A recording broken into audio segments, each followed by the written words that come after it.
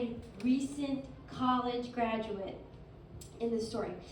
And I have just graduated college, and so I'm ready to find a job.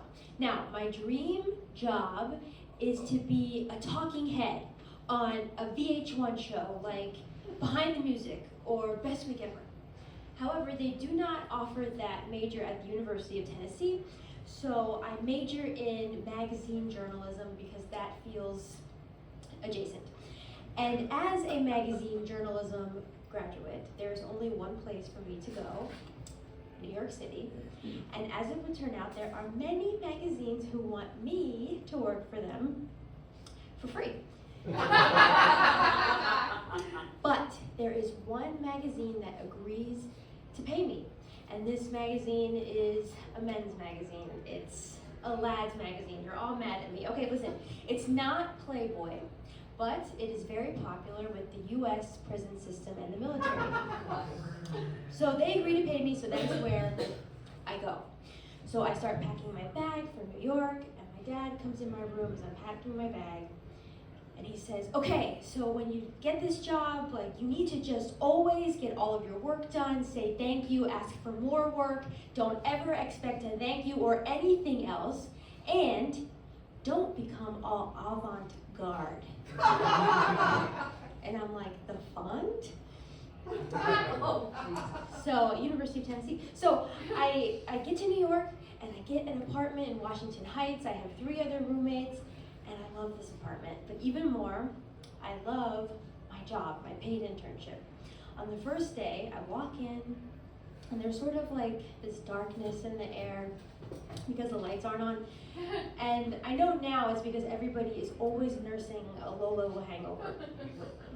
And then I spot the editor-in-chief.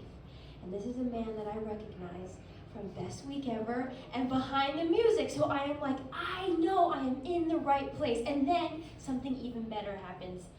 I text all of my friends, you're never going to believe who's here. It's Sammy Sweetheart from the Jersey Shore. So look, I knew that I would make it eventually when I moved to New York, but I had no idea it would literally be on day 1. Things can only go down from here. And they do. So on my first day, my first task is to organize the Hometown Hotties contest.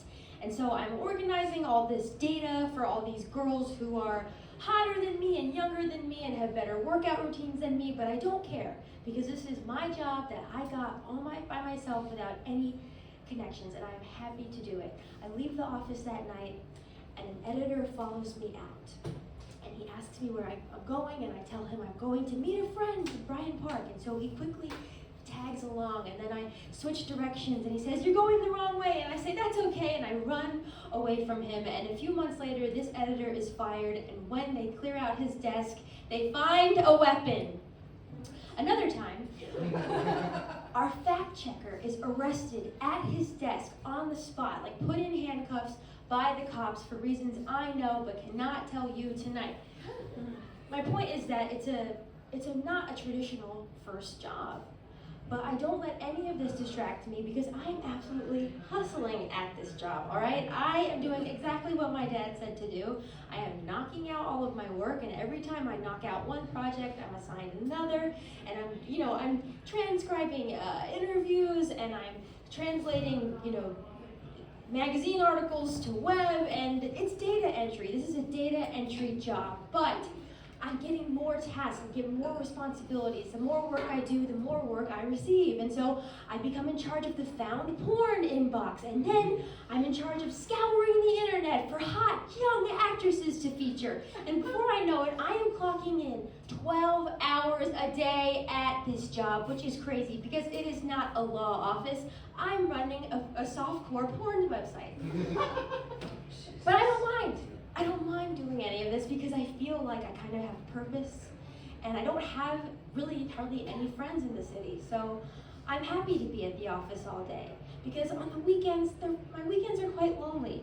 I get on the train, I come down to Chinatown, I grab a cappuccino in Little Italy, I listen to the Sweeney Todd soundtrack, I hit the bathroom at the Strand bookstore, and I do it all over again the next day until it's time to go back to work. There are weekends that go by where I don't speak to a single soul. And it's not a coincidence that I haven't even mentioned that I actually have a boyfriend back home in Tennessee. So he comes to visit me on his spring break, and he absolutely fucking hates it here. He says to me, "Don't you see? You're just another rat in the rat race." And I look at him and I'm like, "You don't understand. I am finally in this place that I have always wanted to be. Life is finally happening to me and for me, and I like being a rat." Anyway, he does dump me. So after he dumps me, some friends from college come up to visit, and it's like the first time the weather is starting to feel like spring. And so I show my friends like all my favorite places, like Chinatown and Little Italy and the Strand bathroom. And I take them out to like a Japanese restaurant where they do karaoke like at the bar. And so, you know, we're eating our sushi, we're singing our karaoke, we're passing the mic around, everybody's having the best time. And there's this couple at the bar, and they keep coming up to me and my friends after every time we finish a song. The couple comes up to me and my friends and they give us a big hug. And I'm like, oh my God, I'm not a rat, right? My boyfriend is wrong. This city is ready to welcome me into its loving arms. Like I am meant to be here in this beautiful metropolis. So we all leave karaoke, and I realize that I have been robbed.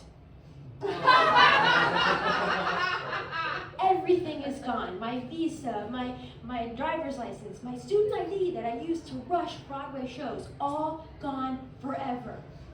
But I cannot let this get me down, because I can feel the grains of sand running through the hourglass, and I know my time in New York is ending quickly. I know before I know it, the paid internship is going to end, and I'm going to be back in Tennessee, like working at the local papers. I just need to make the most of my time that is left here in New York. And so I decided that I need an attitude adjustment. I need to infuse some positivity in my life. So say it with me, I joined Planet Fitness. So I get to Planet Fitness, and on my first night at Planet Fitness, a man slaps me on the butt. But I say, no matter, I'll just come in the mornings. So I come in the mornings and the man is not there. And I begin this routine that like really works for me. I get up, I do a few miles on the treadmill to the new Lady Gaga album, and then I leave, I get an iced coffee at 7-Eleven, and I head back to my apartment, shower, and go to work. Okay, what can I say? I'm on the edge of glory. So this routine is great. It really works for me. It's really making me happy. And so one day I'm like really having a great run, and I do an extra mile on the treadmill, and I go and I get my coffee and I get to my apartment, but somebody is in the shower. I have missed my shower time. So I'm like, okay, no matter. And so my roommate is in the shower, she's taking her time, and it turns out she is taking the longest shower of all time, and I've drank my whole coffee, and now there is a coffee pie in my stomach knocking at the door. And I don't need to tell you what I need to do. So I leave my bedroom and I look around everywhere. I need something. I need a container. And so I see a brown Trader Joe's bag in the recycling, and I take it and I do my business in it, and I crumple it up and I take it out to 178th Street where it's just my little secret, and now all of yours. So at this point, I need something really good to happen. I need like a win. I need something really positive to happen at this point. And so I get it. The job offers me a full-time position. The magazine offers me a full-time position as an editorial assistant, and this is huge, okay? I have health insurance. I can buy an IKEA mom bed frame, okay? I am like really, I'm on cloud nine. And so I call my dad to tell him the news. And I can tell he is so happy, he's so proud of me, and there's like tears welling up in his throat. And that makes me very uncomfortable, so I tell him that I shit in a bag. And he says, I told you not to be all avant-garde. Whatever that means. Thank you so much.